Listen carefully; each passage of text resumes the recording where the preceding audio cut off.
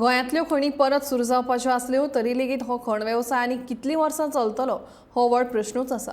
कारण फाटल्या साबार वर्सां सावन गोंयच्या भुंयेक खाण कंपन्यांनी इतली पोखरल्या की आतां गोंयांत देशाच्या एकूण खनिज सांठ्यांतले फक्त 4% लोह खनिज उरला.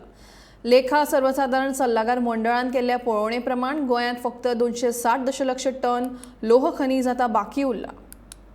लेखा मंडळान केल्ल्या पळोवणे प्रमाण गोंयांत 11.76 दशलक्ष टन बॉक्सायट आणि 4.37 दशलक्ष टन बसाल्टाचो खनिज सांठो उरला. तशेंच 1.19 दशलक्ष टन मँगनीज आणि 0.22 दशलक्ष टन चिरे काडपा इतको सांठो आसा.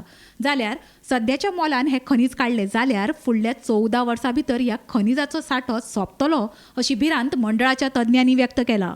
गोंयचो बंद पडिल्लो खण वेवसाय सुरू करपाक सर्वोच्च न्यायालयाच्या आदेशा उपरांत सरकारान आता गोंयच्या खनिजाचो लिलाव करपाचें थारायलां.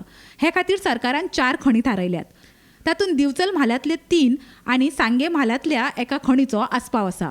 हे सगळ्यात मेळून वट्ट 135 दशलक्ष टन लोह खनिज काडपाक सरकारान परवानगी दिल्या. एक नदर घालुया लिलाव जावपी खणींनी कितले मीन उरला ताचेर.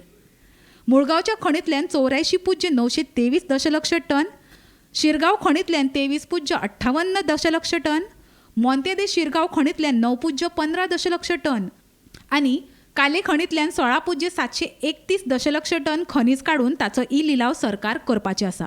देशांत फाटल्या वर्साच्या मार्च मेरेन 6,835.70 दशलक्ष टन लोह खनिज उरला. हातूंतले फकत 263.78 दशलक्ष टन लोह खनिज गोंयांत आसा.